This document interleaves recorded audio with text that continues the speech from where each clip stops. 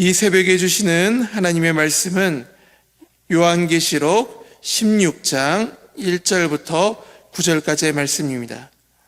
신약성경 414면에 있는 요한계시록 16장 1절부터 9절까지의 말씀. 우리 한 절씩 교독하도록 하겠습니다. 요한계시록 16장 1절에서 9절까지의 말씀입니다. 또 내가 들으니 성전에서 큰 음성이 나서 일곱 천사에게 말하되 너희는 가서 하나님의 진노의 일곱 대접을 땅에 쏟으라 하더라. 첫째 천사가 가서 그 대접을 땅에 쏟음에 짐승의 표를 받은 사람들과 그 우상에게 경배하는 자들에게 악하고 독한 종기가 나더라. 둘째 천사가 그 대접을 바다에 쏟음에 바다가 곧 죽은 자의 피같이 되니 바다 가운데 모든 생물이 죽더라. 셋째 천사가 그 대접을 강과 물 근원에 쏟음에 피가 되더라. 내가 들으니 물을 차지한 천사가 이르되 전에도 계셨고 지금도 계신 거룩하신 이여 이렇게 심판하시니 의로우시도다.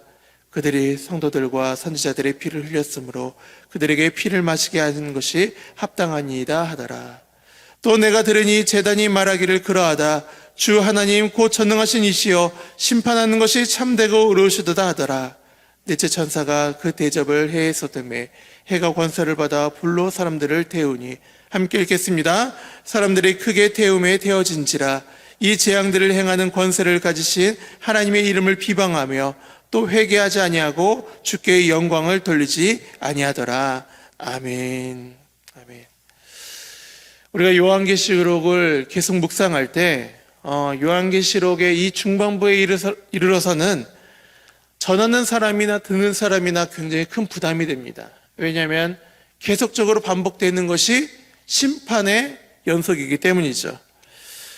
이 일곱 대접의 심판의 이전에는 어떤 심판이 있었느냐? 일곱 나팔의 심판이 있었죠. 근데 이걸 가만히 묵상하다 보면은 우리의 생각 가운데 이런 생각이 스칠 때가 있습니다. 도대체 이 심판에 받을 남은 사람들이 남아있는가?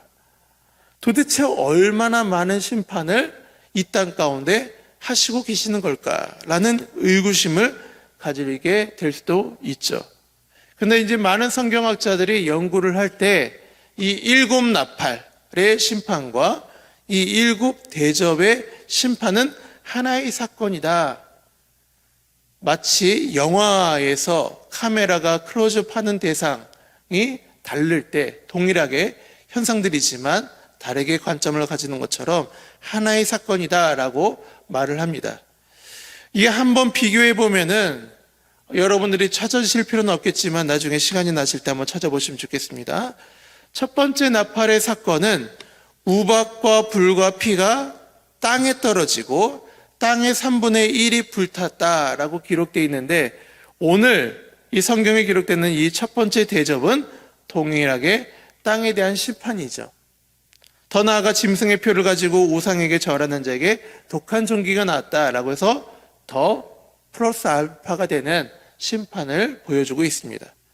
두 번째 나팔의 심판은 불붙는 산이 바다에 떨어지고 바다의 3분의 1이 피가 되고 바다의 생물의 3분의 1이 죽고 모든 배의 3분의 1이 부서졌다라고 성경에 표현되어 있는데 두 번째 대접은 동일하게 바다에 대한 심판으로 이루어지게 되죠. 대접이 바다에 부어지고 바다는 피가 되었고 바다에 있는 모든 생물이 죽었다. 이렇게 또 표현을 하고 있어요.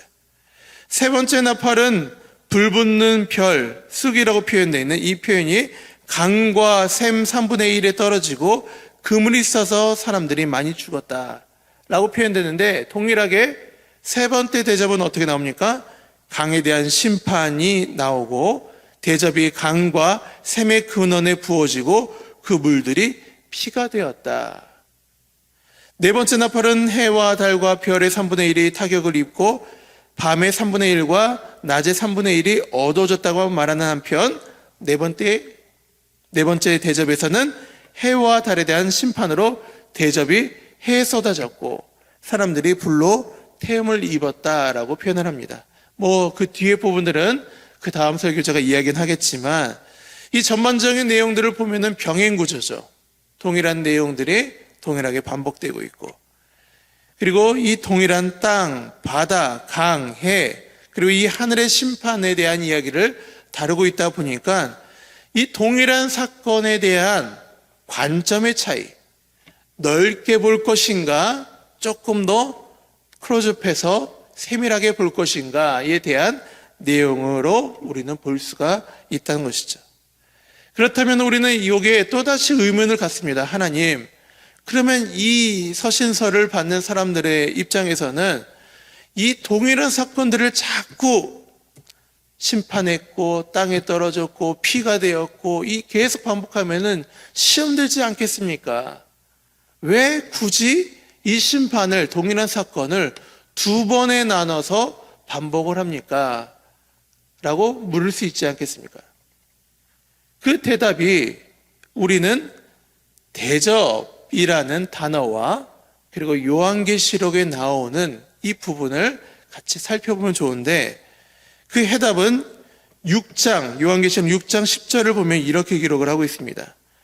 큰 소리로 불러 이르되 거룩하고 참되신 대주저여, 땅에 거하는 자들을 심판하며 우리의 피를 갚아주지 아니하시기를 어느 때까지 하시려나이까 하니 각각 그들에게 흰 두루마기를 주시며 이르시되 아직 잠시 동안 쉬되 그들의 동무 종들과 형제들도 자기처럼 죽임을 당하여 그 수가 차기까지 하라 하시더라. 이 순교자의 피가 더 차기까지 하라. 이 말은 무엇이다? 그 당시에도 제가 이 본문을 가지고 설교를 했었는데, 이것은 그 순교자의 피가 더 필요하다는 것이 아니라 하나님의 진노가 더 차기까지, 돌이킬 수 없는 이 악인들을 향한 진노가 더 차기까지 기다리라 라고 말씀하고 계셨다는 거예요. 그리고 오늘 이 진노의 대접을 통하여서 하나님은 무엇을 이야기하느냐? 이제는 이 심판의 잔이 다 채워졌기 때문에 그 의인들의 간구와 의인들의 호소에 하나님께서 반응하시겠다라는 거예요. 그래서 이 대접이라는 표현을 통하여서 이 심판은 죄인들에 대한 심판, 악인들의 심판을 넘어서 그들의 인생 속에서 죄와 싸우며 신실하게 하나님만 붙들며 살아갔던 의인들을 향한, 우리들을 향한 그 고통에 대한 보상이며, 악인들은 형통하고 우리들은 왜 이렇게 힘들게 살아갑니까? 라고 의문을 던졌던 그들에게 하나님께서 결국은 승리를 주시겠다, 약속대로 승리를 주시겠다고 하는 그 표현을 진노의 대접으로 하나님께서 말씀하시고 계시다는 거예요. 심판을 양분한 이유는 무엇이다? 죄인들의 심판뿐만 아니라 의인들의 보상과 승리를 동시에 보여주시기 위함이다라는 것이죠. 그렇다고 한다면은 우리는 이 심판의 메시지를 볼 때마다 우리는 상관없는 이야기니 우리는 그냥 묵상하며 스쳐가면 되는 것인가? 아니죠. 이 땅을 살아가고 있는 동안에 우리는 또한 이 심판의 메시지를 묵상하며 우리의 삶을 돌이켜볼 필요가 있어요. 죄인들이 왜 심판을 당하는지, 악인들이 왜 하나님의 진노를 받고 있는지를 우리는 또한 우리의 삶 가운데 묵상하며 하나님의 의로 칭임을 받았지만 또다시 우리의 연약함 속에서 하나님의 영광을 위하여 어떻게 달려갈 것인가를 우리는 묵상해 볼 필요가 있다는 것입니다. 그래서 오늘 본문을 보시면 2절 우리 함께 읽겠습니다. 2절 시작. 첫째 천사가 가서 그 대접을 땅에 쏟음에 짐승의 표를 받은 사람들과 그 우상에게 경배하는 자들에게 악하고 독한 종기가 나더라. 그들이 왜 심판을 받았느냐? 심판을 받는 첫 번째 이유가 무엇이다? 우상에게 경배하며 나아가기 때문에. 다른 말로 표현한다면 하나님을 하나님으로 모시지 않고 세상을 더 숭배하며 살아갔기 때문이죠. 믿음을 가졌다고 말하면서도 우리의 삶에 우상을 섬기는 경우들이 참 많습니다. 여러분들 오해하지 마셔야 되는 것이 출애굽기에 보면은 수많은 이스라엘 백성들이 불기둥과 구름기둥과 만나와 메추라기를 먹으면서 하나님을 불신했다고 생각하시는데 아니에요. 성경에 보면은 하나님을 불신하지 않았습니다. 금송아지를 만들면서 뭐라고 이야기해요? 이것이 우리를 구출해낸 여호와 하나님이다라고 이야기해요. 이 광야의 백성들은 절대로 하나님을 버리지 않았어요. 그 대신에 하나님을 섬긴다고 이야기하면서 또 다른 신들을 옆에 섬겼다는 것이 문제인 것이죠. 우리가 새벽 예배를 드리고 우리가 삶 가운데서 늘 하나님을 찬양하며 이스라엘 백성들의 성막에서 예배하듯이 우리는 예배드리고 있지만 우리의 삶에서 여전히 하나님을 섬기면서 또 다른 신들을 옆에다 섬기는 것, 하나님보다 또 다른 우선순위를 옆에다 두는 것, 이거를 하나님께서 뭐라고 이야기하느냐? 우상을 섬기는 것이다라고 이야기합니다. 그러니 이 첫 번째 대접을 받았던 이 사람들이 진노함을 받는 것, 우리의 모습을 가만히 보면은 우리의 모습에서도 드러나고 있는 모습들이 있다는 것이에요.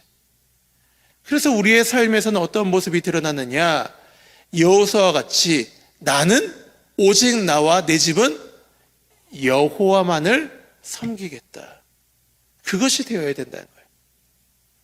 다른 것도 겸하여서 섬기는 것이 아니라, 돈도 섬기고 권력도 섬기는 것이 아니라 오직 나와 내 집은 하나님만이 우리의 삶을 컨트롤할 수 있는 주인으로 모시겠다. 그것이 우상숭배에서 벗어나는 길이라고 하는 것이죠.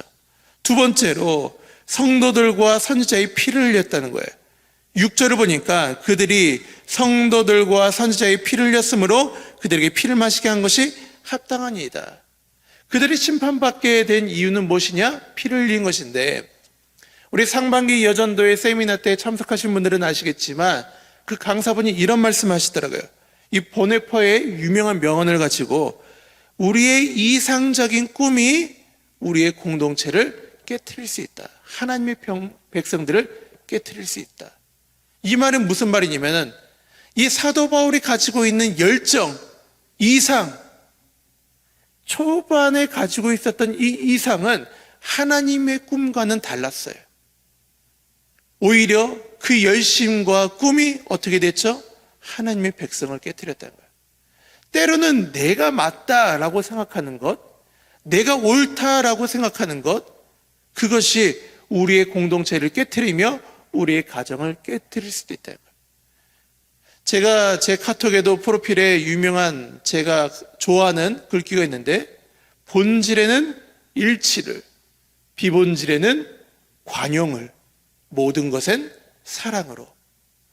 이것이 우리가 가지고 있어야 될 굉장히 중요한 명언 중에 하나인 거예요.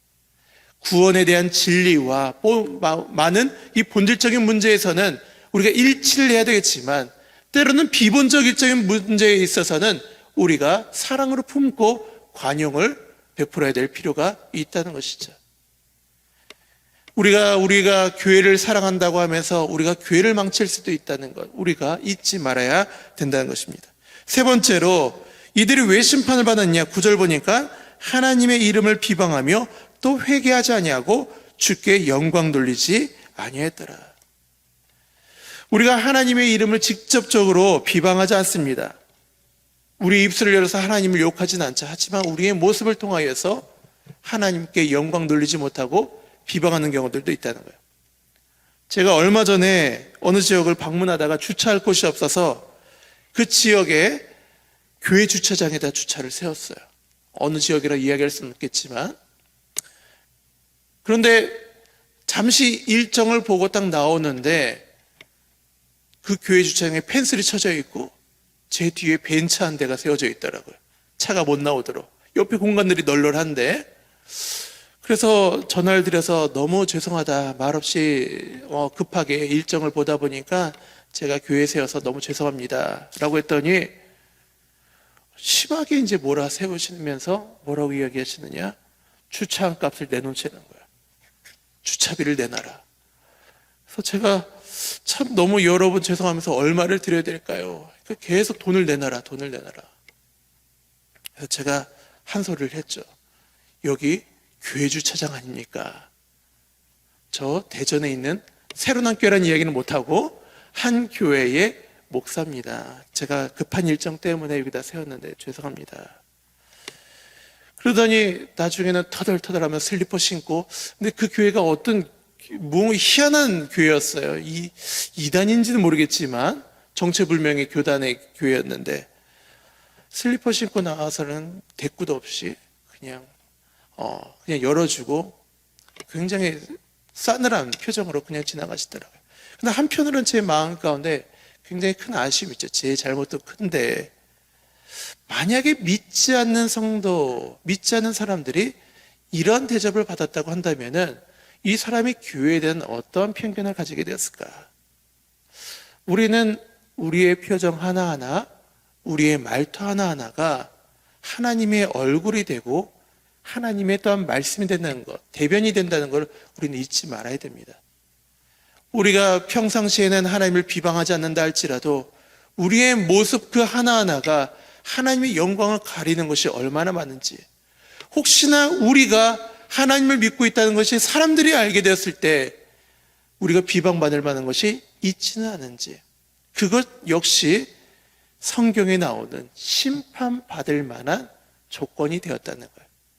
그래서 오늘 이 말씀을 우리들이 묵상하면서 우리가 하나님의 의로 칭함을 받았기 때문에 우리가 심판에서 벗어났다, 이제는 안심해야 된다 라고 하는 것이 아니라 죄인들이 왜 심판을 받았는지, 악인들이 왜 하나님의 진노의 대접을 받았는지를 기억하며 우리의 삶의 모양에서 그러한 흔적들을 제거하고 오히려 우리의 모습을 통하여 하나님께 영광을 올려드리며 하나님과 동행하는 은혜가 저와 여러분들에게 있기를 간절히 소망합니다.